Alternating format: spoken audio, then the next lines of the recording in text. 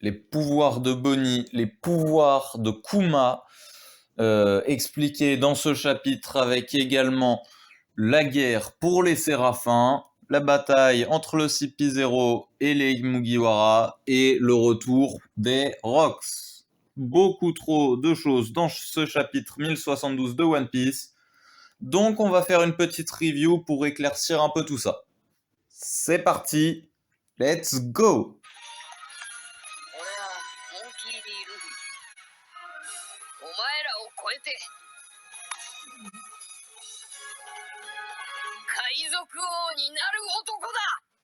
Bien, commençons par la cover du chapitre, toujours sur le flashback des Mads.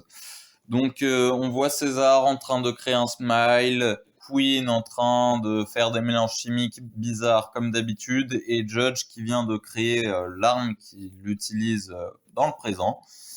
Donc production en masse d'armes létales. On rappelle que d'après cette cover, c'était censé être un truc de paix. Enfin bon, en même temps, le mec qui les finançait, c'était un gars de la pègre.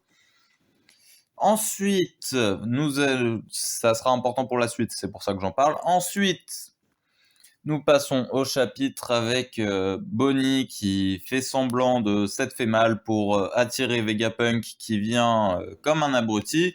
Puis elle utilise son pouvoir et devient littéralement ultra musclée et a de droit de lui briser ce qui reste du crâne de Vegapunk. Ensuite, elle le touche et il rajeunit à l'état de quand il était gosse avec des étoiles et diamants joyaux qui sortent de lui, représentant ses années perdues, enfin les années oui qu'il a perdues. Donc le pouvoir de Bonnie reste très étrange, très complexe et on a toujours besoin de plus d'informations parce que là, il a l'air vraiment complexe. Ensuite, Kuma qui grimperait Endline comme le robot géant. Bonnie qui demande à Vegapunk de lui expliquer la raison pour laquelle il a tué Kuma. Vegapunk qui dit que il ne peut pas, mais Kuma est un homme honorable et compagnie. Bon bah voilà, Bonnie s'énerve, elle veut absolument qu'elle lui dise. Il ne veut toujours pas, mais elle voit que y a une porte avec le symbole du coussinet. Elle l'ouvre, sachant que Vegapunk ne veut pas, mais elle le fait quand même et elle tombe sur un résidu du pouvoir de Kuma. Et tout simplement, on voit grâce à un mini flashback de Vegapunk que c'est tout simplement les souvenirs de Kuma. Et on sent dans ce chapitre que vraiment Kuma c'est son ami, qu'il n'avait pas d'autre choix pour des raisons inconnues de faire ça. On sent que sa raison...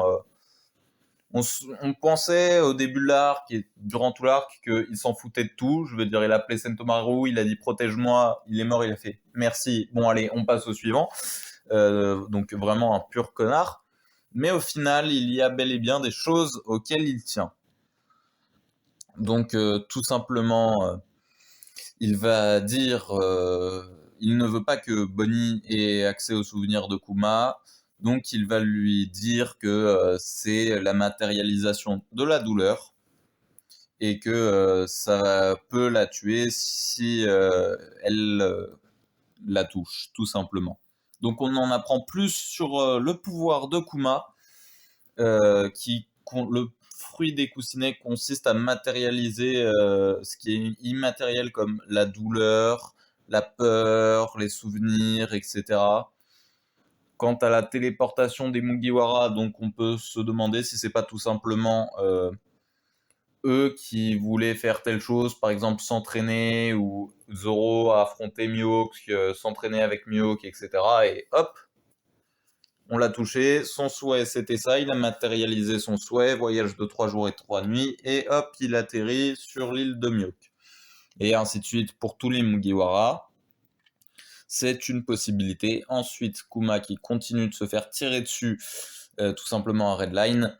Et on voit que le CP0 a pris le contrôle des Séraphins. Cette fois, c'est vraiment, vraiment mal barré. Il faut que les Vegapunk aillent se battre pour récupérer le contrôle des Séraphins. Pendant ce temps-là, Zoro dit à Brook de continuer de veiller sur le bateau. On voit que Kaku s'est transformé en Zoan éveillé car il a les nuages noirs. Et tout simplement, Zoro, Zoan éveillé ou pas, il en a rien à faire. Il a vu assez de bêtes à Wano, c'est compréhensible, il y est resté 4 ans. Donc, tout simplement, il en a assez, il va le découper. Mais ensuite, enfin, le découper, il va juste lui faire mal, quoi. Ensuite, les Séraphins dégomment le labo sur ordre de Lucci. Kaku se relève, car on rappelle qu'un Zoan éveillé, ça permet une régène de fou furieux. Non, parce que sinon, je pense qu'il est vraiment KO. Et tout simplement, il a un truc... Enfin, il y a Stussy qui le mord. Il ne comprend pas et s'effondre. Lucci est en panique totale. Voilà, on rappelle que face à Luffy, je refuse d'admettre que t'es Yonko et tout. Là, il se fait juste mordre par Stussy. Là, on voit dans son regard, c'est la crise. C'est alerte rouge. Et tout simplement, la dernière case que Stussy fait dormir Kaku. Elle veut endormir tout simplement Lucci. Et que c'est un clone de Miss Stussy Buckingham de l'équipage des Rocks. Une expérience de clonage des Mads. Voilà pourquoi je voulais parler des Mads en début de vidéo. Et donc Miss Stussy Buckingham, alias Miss Bakin, qui se balade avec Weeble. Donc, ce qui confirme que Miss Bakin était bel et bien dans le même équipage que Barbe Blanche. Encore une fois, hein, on remet ça sur la table. Donc, on sait que c'est l'équipage des Rocks. Et tout simplement, bon, va falloir parler du fait que ça a l'air d'être un vampire. Mais voilà, pour l'instant, je vais pas m'avancer de ce côté-là. On va éviter, j'ai pas d'argument là-dessus. En revanche, on peut très bien théoriser sur un truc pour un futur lointain. C'est que tout simplement, voilà, Shanks, Barbe Noire, c'est des ennemis finaux, mastermind ou pas, on sait pas. Enfin bref, ils sont dans la course One Piece pour Luffy. Et tout simplement, bon, Garp risque de se faire battre sur la ruche, concrètement. Hein. On rappelle qu'il est parti seul face à un équipage Yonko au complet. Enfin, pardon, il n'est pas parti seul, il est avec Hermep. Meilleur choix, Garp. Vraiment, stratège numéro 1 au monde, let's go. Et donc, Luffy risque de probablement entrer en guerre avec Barbe Noire d'ici d'ici 2 ou 3 arcs. Mais on pourrait très bien avoir autre chose. Donc tout simplement, sur cette image, qui est une vieille cover, on voit un mec parler avec Crocus. Voilà, je sais pas si l'image est en couleur ou pas, donc il a les cheveux dorés. Ça pourrait, s'est toujours demandé qui c'est en 20 ans, on s'est dit Koda ne répondrait peut-être jamais. Mais en fait, ça peut très bien être un clone de Shiki jeune, comme ceci est un clone de Miss Bakin. Weeble pourrait être un clone de Barbe Blanche, et ainsi de suite. Si ça se trouve, on va apprendre que Bonnie est un clone aussi, hein, c'est tout à fait possible, un clone jeune de Big Mom. Et un nombre de clones incalculable, c'est jouable. Et donc, tout simplement, on pourrait avoir Barbe Noire, si ça se trouve, être le clone de Xebec.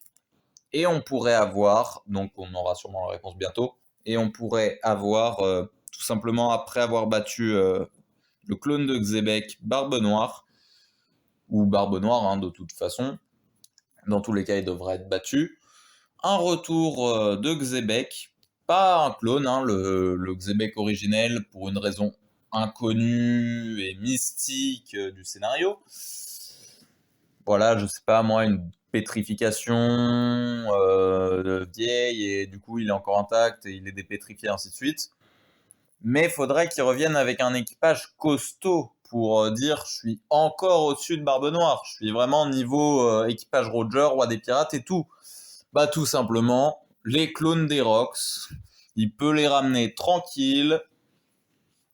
Et on pourrait avoir du coup, après l'arc Elbaf vers lequel on semble se diriger, voilà, qui est dessus, les livres sont dessus, les livres de la bibliothèque d'Ohara, Aguardisoro est dessus, voilà, l'histoire des géants qui a commencé avec Dori et Broggy, Usopp, c'est son rêve, et ainsi de suite. Donc on risque très certainement d'aller vers un arc Elbaf avant d'enchaîner avec la guerre contre Barbe Noire, peut-être un arc avant encore, c'est possible, et après une guerre contre Barbe Noire à la ruche, on peut se retrouver avec une guerre contre Xebec et les clones des Rocks Pirates sur Locktail ou Lodestar, ou enfin en direction du One Piece, en ennemi final, avant d'aller shooter le gouvernement et avec la guerre des armes antiques et compagnie.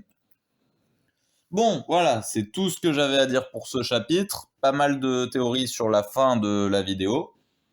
Donc sur ce, likez la vidéo si elle vous a plu. N'hésitez pas à vous abonner pour soutenir la chaîne. Si vous voulez débattre dans les commentaires par rapport à une théorie que j'ai dite, ou même en dire une à vous que je pourrais citer dans la prochaine vidéo et ainsi de suite, n'hésitez pas, allez-y. Et moi, je vais vous dire à la prochaine. C'était Monkey D. Luffy. Bye.